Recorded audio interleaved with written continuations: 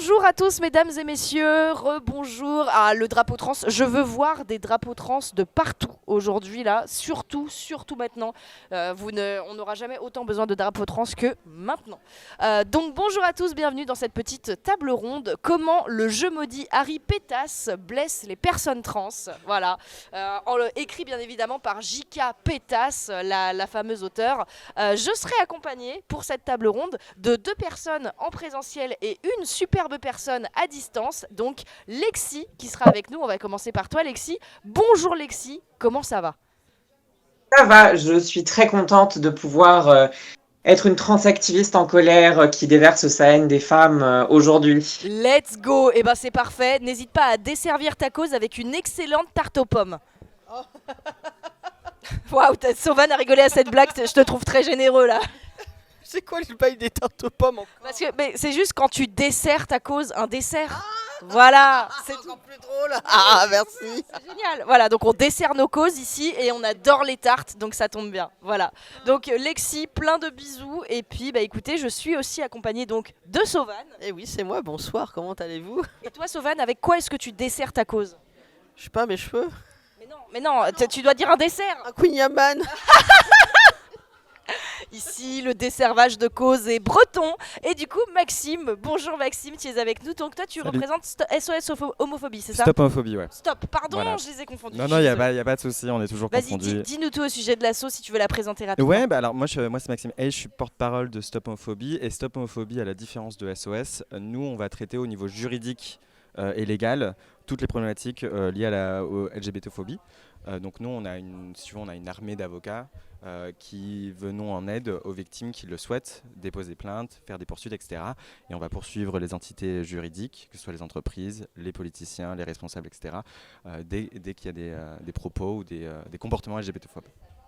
L'idée, c'est de faire avancer la loi.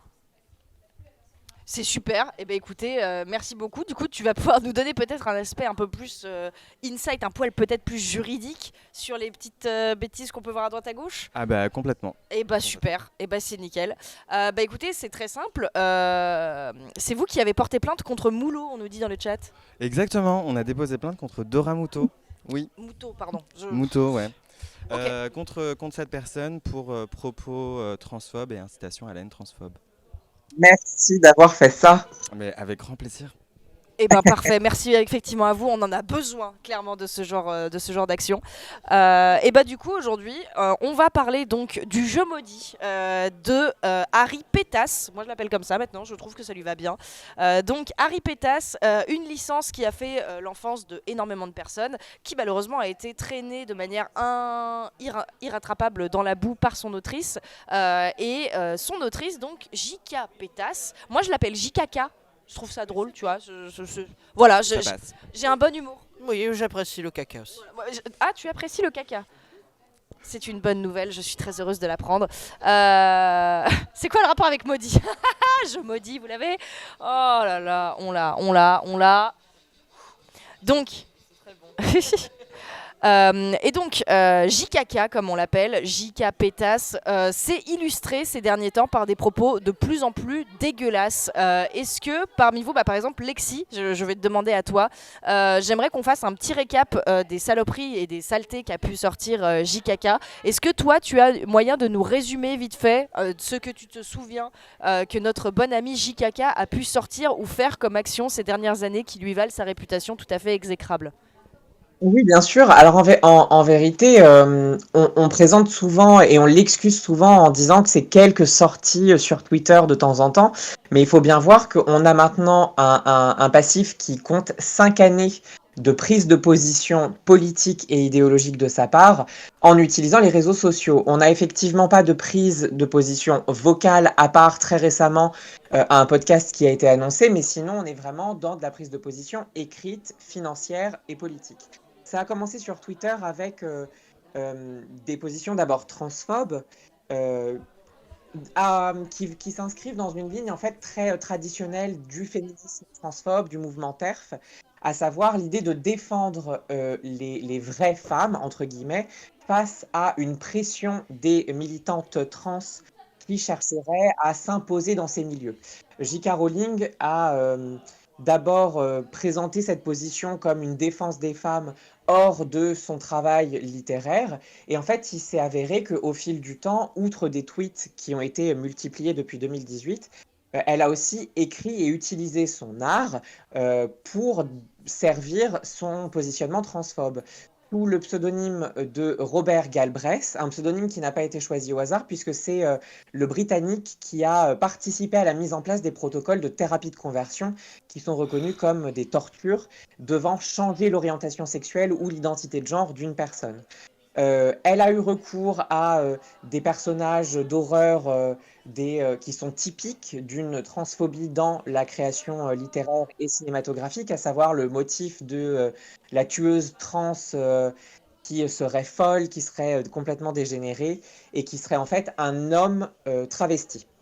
Quelque chose qu'on trouve par exemple avec le personnage de Buffalo Bill dans Le Silence des agneaux. Donc elle a une position qui est en fait très traditionnelle d'une histoire de transphobie et qui, dans Harry Potter, peut aussi se retrouver puisqu'il y a eu une analyse de certains personnages et notamment de Rita Skeeter comme le cliché de l'homme ou la femme trans qui serait en fait un homme qui se travestit, qui est ridicule, avec certains détails comme le fait que ses vêtements sont exubérants et trop petits pour sa carrure un peu carrée, le fait qu'elle a des grandes mains d'homme, c'est décrit dans les livres en anglais. Donc en fait, c'est très... Excuse-moi, on a du bruit ici, on a passé les 40 000 euros, ma chère Lexi. Voilà, au moins une bonne nouvelle pour compenser les saloperies de JKK. Voilà. Va falloir que je rase ma moustache, c'est terrible. La moustache de Sauvan se résumant à du duvet. Ah ouais, mais ça, non, on peut pas. Dans la communauté du duvet, c'est déjà une C'est bonne vrai. beubare. C'est vrai. Donc, en fait, 1000, merci, bravo, merci, positionnement- on vous adore. Pardon. Très bien. Excuse-moi, je suis trop désolée, Lexi, on t'a coupé. Mais du coup, oui. Les prises de position de J.K. Rowling, Ouais. ils sont à la fois dans sa vision de la société, ses politiques, mais ça se retrouve aussi dans son art. On a beaucoup voulu nier. Et il faut aussi voir le volant économique, à savoir qu'elle est payée pour tout ce qui a trait à la licence Harry Potter et qu'elle a dit utiliser les fonds qu'elle recevait de cette licence pour financer des associations transphobes et notamment un refuge pour les victimes de violences sexuelles qui refusent activement et qui militent pour l'exclusion des femmes trans. C'est punaise, t'as bossé ton sujet comme une folle, t'as rien oublié. J'ajoute juste un micro détail et après, si jamais tu veux ajouter quoi que ce soit, je te file le micro. Un micro détail que j'ai vu passer. Il y a quelqu'un sur Twitter, il y a un random tweetos qui a demandé à JKK qu'est-ce que ça fait de savoir que tu aurais pu être une personnalité adulée et que maintenant, à cause de tes positions détestables, tout le monde te déteste.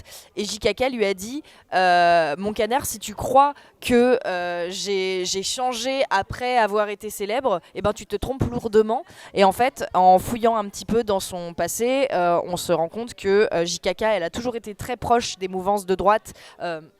Voire réactionnaire, qu'elle a toujours été, même en tant que femme un peu pauvre avant l'écriture d'Harry Potter, elle était très proche de mouvances très bourgeoises, droite, limite réac, et que en fait, penser qu'elle a changé avec la célébrité, c'est se tromper sur elle, et elle le dit elle-même, elle a toujours eu cette manière de penser, elle a toujours été orientée comme ça, et c'est juste la continuité logique de ce qu'elle a toujours revendiqué en fait. Un détail à ajouter du coup sur les autres dingueries de JKK. Je me souviens d'un tweet d'elle, alors je me rappelle plus mot pour mot ce que c'est, donc je risque de déformer légèrement, où en gros elle répondait à une critique de quelqu'un en disant qu'elle dormait très bien sur ses gros dollars. Et en mode, quelqu'un lui disait mais ça te fait quoi d'être une grosse merde? Elle était là, écoute, je dors très bien sur ma fortune, et était là. Elle disait, alors je me souviens de ce tweet, elle a littéralement dit, quelqu'un lui a dit comment tu peux encore te regarder dans le miroir après les messages, enfin la haine que tu partages, et elle a dit oh j'ai juste à regarder le chèque des royalties, voilà le compte en banque ou le chèque des royalties que j'ai touché dernièrement, et puis ça va très bien. Voilà, donc pour tous ceux qui pensent que non mais c'est bon, on finance pas directement JKK, si, le jeu au Harry Pétas qui est sorti récemment la finance directement. Vas-y. Ouais, non, mais tout à fait. Et il y a quelqu'un qui l'a mis dans le commentaire et c'est très juste. Non seulement ça finance JKK via les royalties, etc., mais elle finance LGB Alliance, qui est une organisation extrêmement transphobe. Donc C'est pas pour rien que c'est LGB. c'est pas pour rien que c'est LGB, complètement. Pardon, j'avais pas compris. tu viens de capter LGB sans le T, du coup. Bah voilà, c'est Ah bah... oui. c'est la réunion Pardon de toutes les de tous l'extrême droite de la communauté LGB. C'est assez dégueu. Excuse-moi, Lexi, tu voulais nous dire un truc? Aussi qu'il faut rappeler que en fait, on est dans un clivage qui se renouvelle avec J.K. Rowling, mais qui n'est pas du tout nouveau. Elle est proche de militantes qui ont elles-mêmes été formées idéologiquement par la personne qui a lancé un mouvement d'exclusion des personnes trans des cercles féministes depuis les années 70-80. En fait, J.K. Rowling, elle ne fait que pop culturiser l'exclusion des personnes trans. Et ce qui est terrible, c'est que comme elle a l'appel à la nature, l'appel à la norme, l'appel à l'évidence derrière elle, ça ne fait que rendre sa position, rendre son propos. Comme elle a aussi cette aura oui, mais Hermione est une icône féministe, Dumbledore est maintenant canoniquement gay, elle a cette aura de personne inclusive, alors qu'elle s'intègre dans une lutte qui, dans les cercles militants queer, trans et féministes, existe depuis maintenant 50-60 ans. Et là où ça nous dessert et là où on va toujours avoir un train de retard, c'est que les personnes trans, de toute façon, ont pas, ont de toute façon dans le débat sur la transphobie systémique, ont toujours l'air d'être en trop, ont toujours l'air de trop revendiquer, ont toujours l'air de vouloir promouvoir un agenda misogyne, un agenda patriarcal. Donc en fait, elle vogue à la fois sur son privilège de classe maintenant, parce qu'on rappelle qu'elle vit quand même dans un château. Elle a une véritable emprise économique, culturelle, avec cette licence qui nous a accompagnés, mais qui a aussi accompagné les personnes trans. Et ça, on cherche aussi à dire qu'on n'est que jaloux, on n'est que jalouse, on n'est que dans une rage, dans une revanche. C'est ça, vous Elle êtes les mauvaises personnes, c'est honteux parce que vous osez la critiquer, alors qu'elle, elle milite littéralement pour votre disparition et votre mort, mais elle, ça va, c'est la voie de la raison et de la sagesse. Ouais, C'est et ça, complètement ça, Lexi. Et vraiment, merci parce que tu es extrêmement clair et c'est top. Ce que tu dis, c'est juste sur la popularisation avec l'esprit pop. Et c'est très vrai. Et nous, on le voit vraiment, la résurgence des groupes extrême droite, notamment extrêmement LGBTophobes et transphobes surtout, avec cette idée où on est vraiment fier de l'être et on l'affiche. Ce qui n'était pas vraiment le cas, je me souviens, il y a 10 ans seulement. Là, aujourd'hui, il y a une vraie volonté d'être fier et de l'afficher et de se démarquer grâce à ça. Et là où c'est aussi quelque chose qu'il faut voir comme un mouvement, c'est que effectivement en France, c'est extrêmement nouveau. Moi, ça fait 5 ans que je milite et ces 5 ans, ça a vu l'explosion d'une expression transphobe de la part de femmes influentes.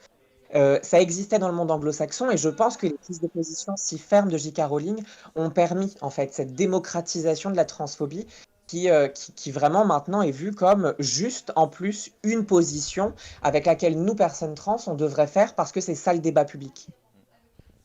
Absolument. Et d'ailleurs, j'ai une transition toute prête. Je vois des gens dans le chat dire « Moi, j'ai quand même acheté le jeu parce que je voulais soutenir les devs. » Alors, justement, les devs, parlons-en. Puisque, en plus, donc, avec ce jeu, d'avoir relancé la licence Harry Potter qui n'avait plus rien produit depuis des années et qui était un peu en train de se reposer sur ses lauriers déjà acquis et qui était même un peu en baisse, parce que quand tu produis rien de nouveau depuis 10 ans, c'est normal, ça baisse un petit peu. Donc, en plus de relancer toute la mode, la hype Harry Potter avec ce jeu, avec Harry Pétasse, qui, rappelons-le, du coup, va réaugmenter la vente de goodies, qui va réaugmenter les discussions populaires, la hype autour de Harry Potter de manière générale, et donc qui va relancer des énormes chèques de royalties à JKK. Faut vraiment pas oublier ça, l'impact culturel, il est énorme. En plus de ça, on peut se poser la question, oui, et les devs dans cette histoire, quid? Eh bien, quid, déjà, il faut savoir que les devs ont déjà été payés. Ce ne sont pas des intermittents du spectacle, comme vous l'avez très bien dit dans le chat. Les devs sont déjà payés. En plus, ils bossent pour une très grosse boîte, genre Avalanche Studio. Ce n'est pas un petit studio indépendant qui a terriblement besoin de soutien. Et en plus de ça, j'ai envie de vous dire, quand on ne veut pas faire couler sa boîte et quand on veut s'assurer que le jeu se vende bien, on ne travaille pas avec des personnes moralement douteuses. Et c'est bien dommage parce qu'Avalanche n'a pas eu l'air d'avoir le mémo. Puisque c'est important de savoir et de le rappeler encore et toujours qu'Avalanche Studio s'est fait attraper la veste parce qu'ils ont travaillé avec, notamment sur Harry Pétasse, un lead designer qui s'appelle Troy Leawitt, qui est un gamer gâteux, suprémaciste blanc d'extrême droite, youtubeur donc, avec des vidéos qui ont des centaines de milliers de vues. Donc le mec était très vocal au sujet de ses opinions. Toute la boîte d'Avalanche le savait. Ils étaient parfaitement au courant de ses vidéos YouTube et ils ne l'ont jamais viré. Et même pire, ils l'ont laissé partir. C'est lui qui est parti quand il s'est fait attraper la veste publiquement sur les réseaux sociaux. Mais sinon, personne n'avait de soucis avec ça. Donc voilà, c'est un détail extrêmement important à noter sur Avalanche Studio. Quand vous ne voulez pas que votre boîte coule parce que votre jeu est moralement douteux, ne travaillez pas avec des personnes moralement douteuses. Voilà. Est-ce que vous avez entendu d'autres... Oui, alors j'ai entendu d'autres choses sur le studio personnellement d'Avalanche. Mais déjà, par exemple, Sovan, toi, qu'est-ce que tu en penses de ce petit studio de jeux vidéo ? C'est pas ouf. Je suis d'accord, je suis désolée. Ouais, non, mais je pense que ça se résume bien. Est-ce que toi, Alexis, t'avais entendu quelques petits trucs à droite à gauche sur Avalanche Studio ? En parlant du jeu sur Instagram, j'avais aussi eu des retours de personnes qui avaient vu passer le fait que aussi c'est les doubleurs et les doubleuses, enfin un doubleur en tout cas, Oui.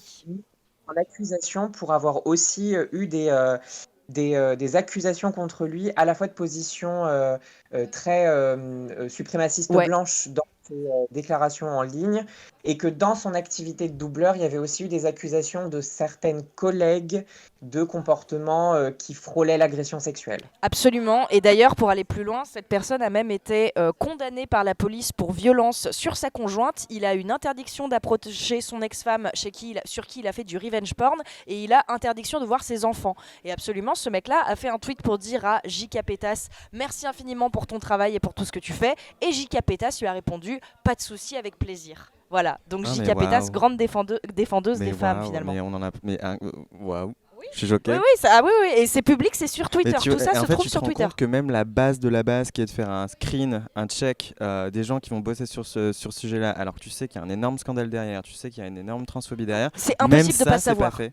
Mais en fait, c'est impossible de Mais pas ouais. savoir sur ce Mais du mec-là coup, parce que dans le milieu du doublage, il est connu. Mais c'est qu'il y a une et validation. C'est ça. En C'est fait, qu'il y a là, une à ce validation niveau-là, quelque ils en part, ont ouais. juste rien eu à foutre. Et le mec, Ouais. il a pas doublé un personnage. Il en a doublé 10. Ah bah super. Il a fait Mais- plein de personnages secondaires. Donc il a- finalement, c'est qu'il y a une validation, il y a une caution. Il y a une validation complète de ce genre de comportement. Et là, tu vois, c'est vraiment, on parle d'un mec, c'est pas juste un mec un peu borderline, on parle d'un mec dangereux, condamné. Mais en fait, la raison pour laquelle c'est potentiellement moins connu du grand public, c'est parce que le mec a changé de nom. En gros, il a un nom d'artiste et un vrai nom, tu vois. Et donc, c'est son vrai nom. Si tu regardes toutes les dépôts de plainte et tout, je suis allée les chercher, je les ai vus, hein. Le rapport de plainte de la police, c'est sous son vrai nom à lui.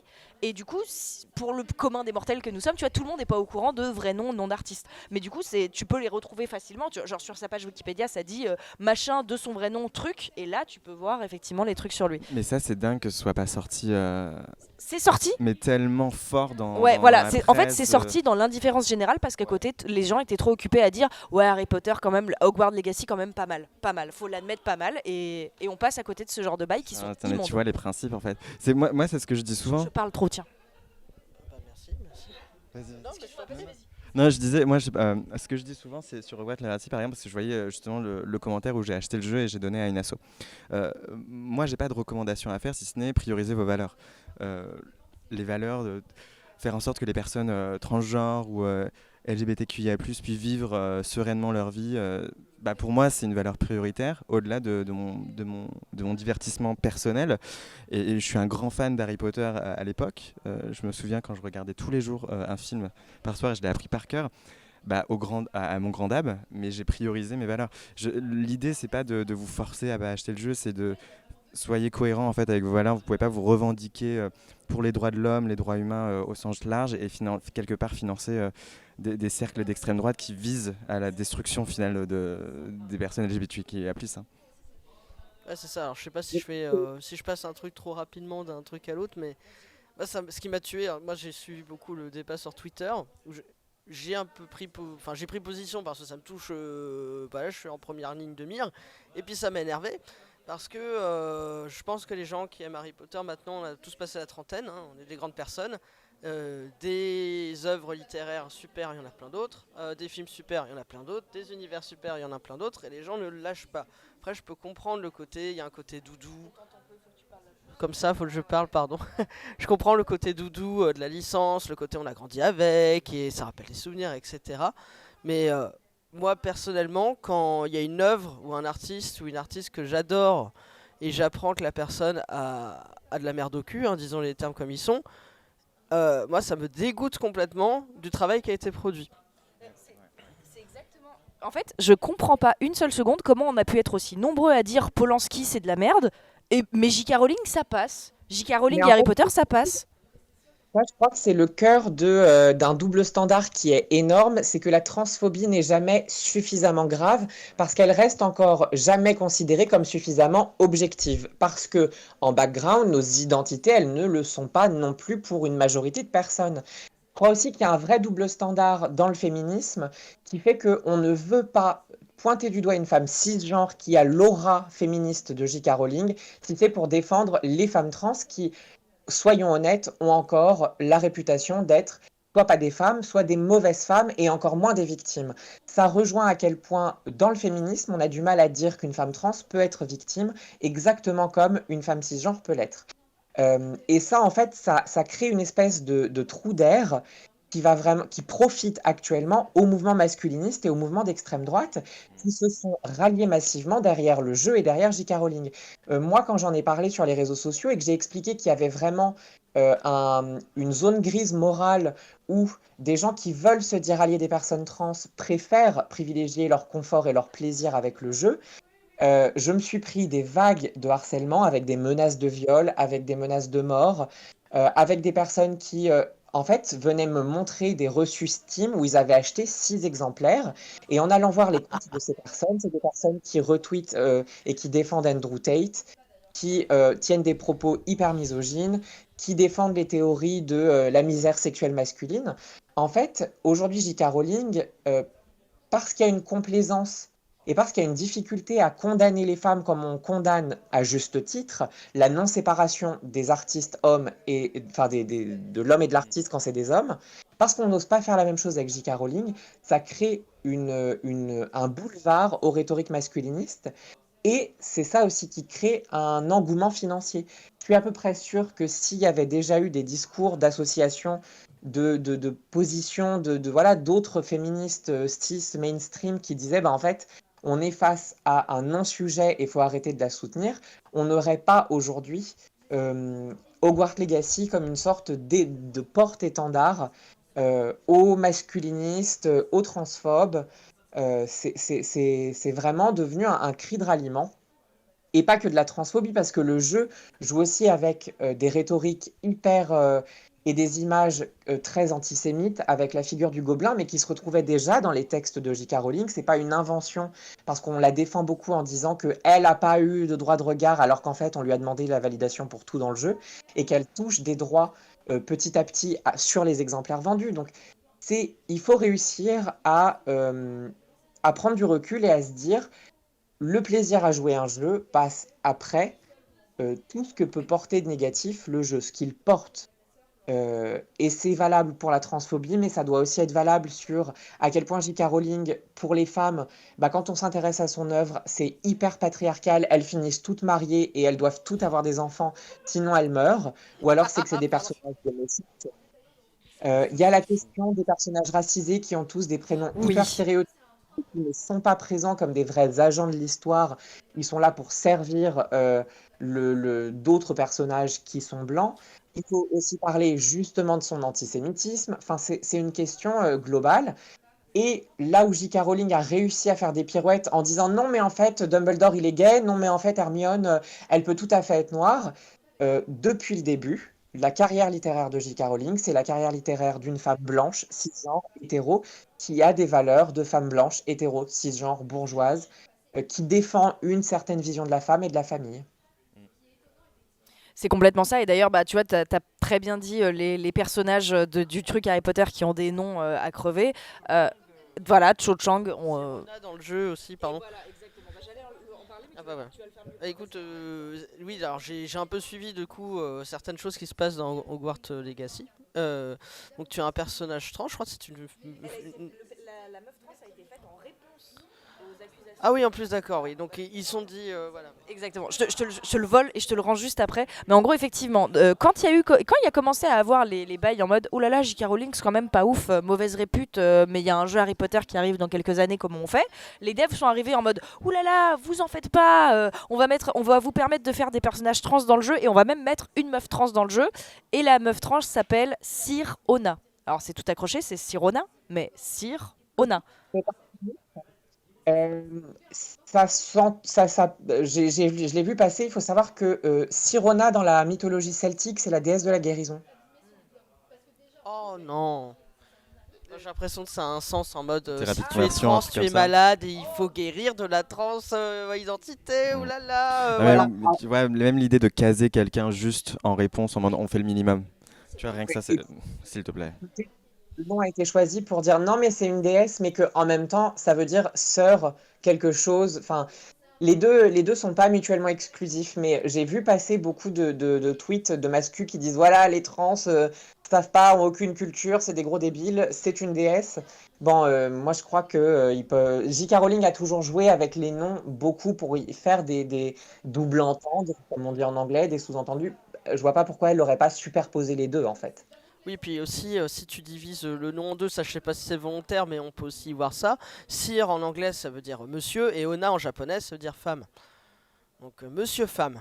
Ah ouais, donc elle a fait une Cho-Chang version trans. Voilà. Ouais, Ah oui, j'avais l'aspect sœur au début, mais j'avais pas l'aspect Ona pour ah dire ouais, mais femme. jusqu'au bout en fait, on lui C'est dit. plus on En avance. plus, elle le sait que les stéréotypes qu'elle a mis en place, elle continue. Mais c'est dingue, hein. Elle veut juste pas. Non, mais elle veut juste pas changer.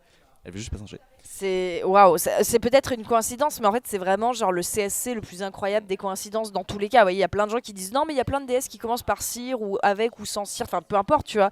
Dans tous les cas, genre nous ça nous a pris 3 secondes d'avoir cette information, tu vois, que cire et ona ça voulait dire ça. Genre ça aurait pu leur prendre 3 secondes de check aussi.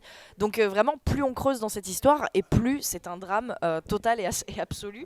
En tout cas là, je pense qu'on a une bonne idée de donc les bails de JKK et les bails déjà autour du développement donc de Harry Pétas, donc que ce soit autant au niveau du doublage que du développement en interne, que du coup les clichés antisémites qui sont présents dans le jeu et la moralité de tout ça au final. Moi je pense que là, on a déjà très bien commencé à en parler, mais je pense que c'est important de remettre un coup par-dessus, parce que j'ai vu des gens écrire dans le chat. En fait, au final, tout ce qui ressort de cette histoire, c'est que on a une espèce de faux débat qui se crée avec des gens d'un côté qui sont en mode ouais mais c'est de la pureté militante, des gens qui sont eux-mêmes militants, qui sont eux-mêmes déconstruits un peu, qui sont en mode c'est de la pureté militante, on va pas continuer, excusez-moi 3 secondes.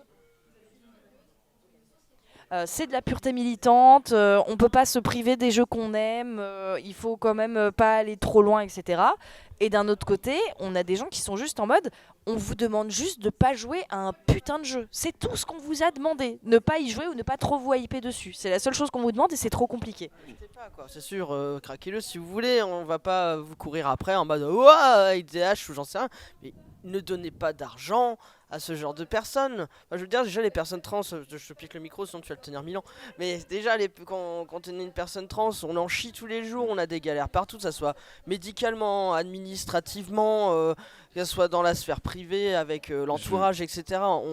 On a des galères partout, tout le temps. Et t'as pire que ça, Sovan, hein. On va juste parler du rapport LGA juste 2 secondes, mais le rapport LGA, c'est le dernier rapport sur les LGBT-phobies en Europe, 54 pays, les Balkans inclus. Ils alertent depuis 2 ans, ils n'ont jamais vu ça. Il y a une augmentation des meurtres trans.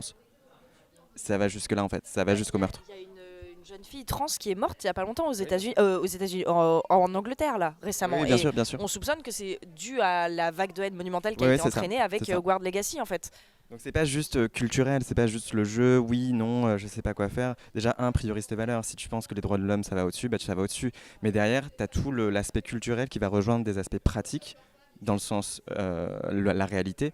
Et ce qui va se passer, c'est que tu as une haine. Le rapport LGA, il le démontre très bien. Tu as une augmentation significative des crimes transphobes, de la haine en ligne transphobe, que ce soit par les politiciens, les représentants politiques, les entités, etc.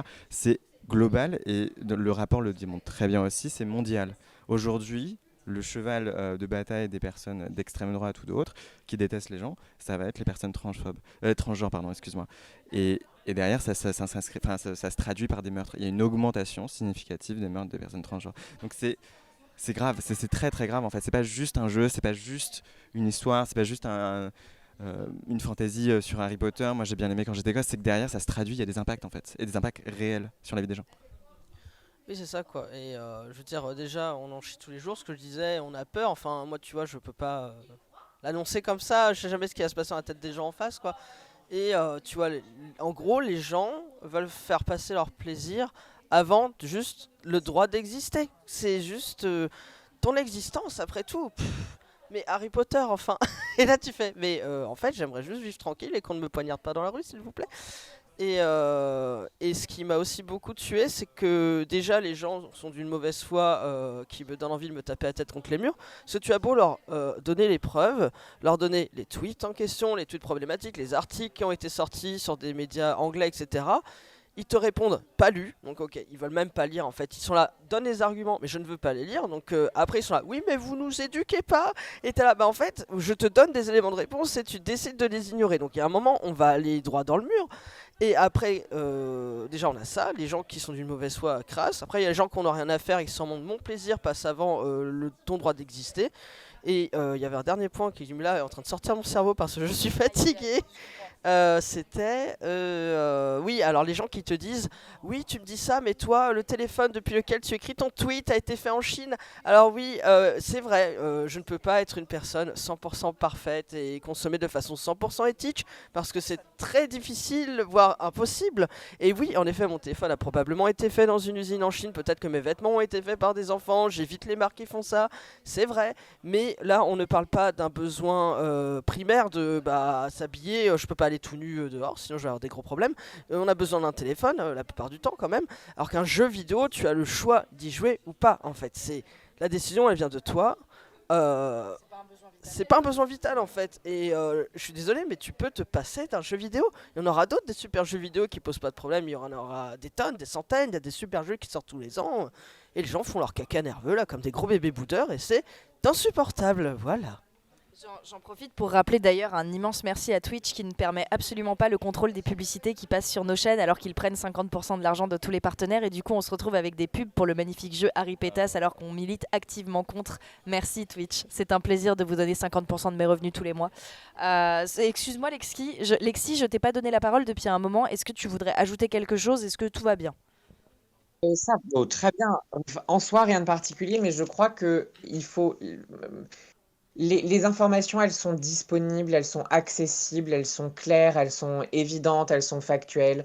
Je crois que on revient dessus parce qu'il faut, mais que aujourd'hui, voilà, les choses sont établies. Ce qu'il faut peut-être rappeler, c'est que la consommation, c'est aujourd'hui une arme de position. Enfin, c'est une arme, mais c'est aussi un acte de positionnement social et que on est d'accord pour dire, tout le monde est aujourd'hui d'accord, surtout dans les cercles féministes, pour dire que aller au cinéma et payer un ticket pour aller voir le dernier Polanski, c'est financer Un violeur. un criminel condamné, reconnu. Je, je veux qu'on arrive aujourd'hui à se dire que payer pour un jeu vidéo qui a été fait par des gens enfin, condamnés ou en tout cas qui ont avoué et par une femme qui a des positions transphobes, c'est la même chose. Alors, pas dans. Voilà, elle a violé personne, mais dans la position, dans le positionnement en faveur d'eux, on est dans la même dynamique. C'est pas parce que si Caroline est une femme que c'est moins grave. C'est pas parce qu'elle vise les trans que c'est moins dangereux. Euh, L'un des trucs qui est mis à jour aujourd'hui dans justement les positionnements des féministes transphobes, c'est qu'elles visent d'abord les personnes trans parce qu'on est de toute façon plus facile à frapper, on est plus précaire, on est plus minoritaire. Et plus euh, isolé. on est plus isolé, les rhétoriques politiques s'acharnent contre nous depuis maintenant 5 ans. Mais ce qui est clair, et d'ailleurs le cas de Dora Muto qui est donc traîné en justice en ce moment pour sa transphobie, ce que ça montre, c'est qu'elles s'en prennent derrière aussi aux autres membres de la communauté LGB, euh, notamment par des tweets hyper homophobes qui les accusent voilà, d'exploiter les mères porteuses, d'être dans un système voilà, pédocriminel aussi, et que derrière, elle s'attaque aussi aux droits des femmes, euh, avec le soutien d'Ora Muto et Marguerite Stern à des positionnements anti-droit à l'IVG. Donc on est en première ligne, nous les personnes trans. Pour l'instant, ça vous semble être pas grave, mais c'est, croyez-moi, la première ligne de combat qu'elle mène. Ouais, Et le pire, c'est qu'on se retrouve ensuite avec, exactement comme tu viens de le dire, on se retrouve avec des Stern et d'autres grosses figures qui, à la base, étaient censées être revendiquées comme féministes, qui servent ensuite d'espèce de faire-valoir à tous ces mecs de droite pour justifier leur idée. Ils ont une espèce de grosse figure de paille qui leur disent, bah regardez, la preuve qu'on a raison, même des meufs sont d'accord avec nous, et même des membres qui étaient à la base dans votre camp. Et c'est vraiment une tristesse monumentale de voir ça et de pas s'être dit on aurait pu l'empêcher avant, parce que le fait est que Stern et Moulot, je sais jamais, Moutot, j'y arrive pas. Stern et Moutot, sincèrement, on les a vus arriver. Je les ai vus comme un crash de voiture au ralenti. On les a vus arriver. On entendait tout ce qu'elles disaient, on savait la direction dans laquelle ça allait, et elles ont continué à le faire. Et il y a eu et ça a lancé des espèces de faux débats en interne en mode non mais quand même c'est vrai qu'on peut se poser la question les personnes trans, alors qu'il y avait aucun débat à avoir. Et la seule chose que ça a fait, c'est que ça a fragilisé plein de paroles qui étaient tout à fait valides dans le féminisme, et ça a fragilisé de ouf la confiance que peuvent avoir les personnes trans dans les mouvements féministes, qui se comprend complètement en fait. Et on a tous perdu dans ces conneries parce qu'on n'a pas été assez ferme dans un rejet massif et immédiat des mentalités et paroles de meufs comme ça, comme Stern et Moutot, qui sont juste honnêtement complètement perdus, et qui, enfin perdus, ce serait leur enlever leur responsabilité. C'est vraiment pas dans ce sens-là que je veux dire, mais pour moi c'est pas des électrons du féminisme qui sont complètement intégrés et tout. Pour moi c'était vraiment genre des espèces d'électrons libres qui sont partis complètement en couille dans un délire qui n'avait aucun sens, et qu'on a laissé faire. Et pour moi, vraiment, j'estime qu'on a vraiment une part de responsabilité là-dedans, d'avoir regardé ça et de ne pas avoir réagi plus violemment et plus fermement. Et que du coup, je rejoins à 5000% ce que tu dis, Lexi. C'est un peu comme regarder, je suis désolée pour la métaphore, mais c'est exactement comme, vous savez, les gens qui sont en mode ouais, moi je suis à fond contre la guerre, mais c'est vrai que le déportage des juifs, c'est pas grave. Ils ont commencé par voir les juifs se faire déporter, et après ils ont fait ah bah mince, c'est vrai, maintenant on est contre la guerre, enfin on est dans une guerre. Oh, si seulement j'avais pu réagir avant. C'est vrai, c'est pas cool les ghettos. Mais bon, ça va, ils prennent le train. Pardon ? T'imagines. Ah, Lexi, pardon ? Si je peux me permettre de spill Bien the sûr. tea, Bien le sûr. cas de ces figures qui ont été des figures vraiment de tête d'un mouvement féministe et d'une vulgarisation du féminisme, notamment sur les réseaux sociaux. Ça fait 5 ans, moi, que j'ai pour la première fois expliqué qu'elles avaient, certaines d'entre elles, des propos transphobes. Et à l'époque, des associations dont je tairai le nom, des collectifs dont je tairai le nom, mais aussi des personnalités publiques féministes m'envoyaient des messages pour m'expliquer que j'étais juste un travelot qui n'avait pas à prendre la parole sur ces sujets-là, et qui traînait dans la boue des femmes qui avaient fait 20 fois ce que je ferais dans ma vie. Aujourd'hui, encore récemment, quand l'annonce de la plainte a été faite, ces mêmes personnes, certaines d'entre elles, sont venues me dire que ce que je faisais était hyper important. En fait, la parole des personnes trans dans ces cas-là, elle ne compte pas et elle ne sera pas crue tant qu'elle ne sera pas relayée, ou en tout cas reprise, par des personnes cisgenres. Et le problème qu'on a avec J.K. Rowling, c'est que je crois aujourd'hui que très peu de personnes cisgenres qui peuvent avoir son même poids sont prêts à dire que la transphobie, déjà qu'elle est transphobe, mais que la transphobie, c'est pas cool. Juste ça, la barre est si basse. On leur demande juste de pas être transphobe, et juste ça, c'est déjà compliqué. Oh bah, c'est déjà Ouais. trop pour elle. Hein. Mais écoutez, je voudrais très fort qu'on continue à s'énerver ensemble, mais je sens que on ne va rien faire sortir de plus de cette table ronde, à part au bout d'un moment, en fait, on va se lever, on va taper avec des battes de baseball sur le décor.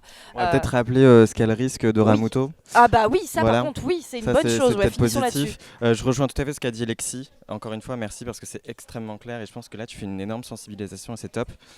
Dora Muto, aujourd'hui, elle risque 5 ans d'emprisonnement et 75 000 € d'amende puisque c'est des propos transphobes publics et une incitation à la haine transphobe.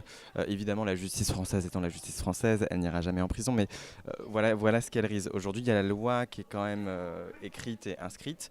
Maintenant, il faut poursuivre. Il y a tout un travail de sensibilisation, de banalisation, de visibilisation et aussi de législatif pour faire en sorte que les lois soient appliquées, qu'on puisse condamner et faire appliquer la loi quand des personnes enfreignent cette loi.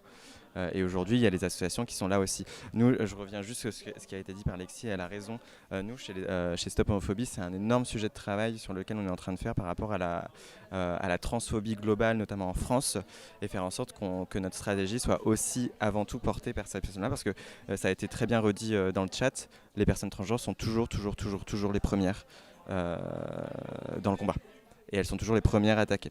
Les droits gays viennent précisément parce que les personnes transgenres se sont rebellées, merci à elles, mais c'est toujours comme ça. Et ça commence par les personnes transgenres pour ensuite s'attaquer à toutes les autres minorités sur lesquelles les personnes ne veulent pas qu'elles aient des droits de cité.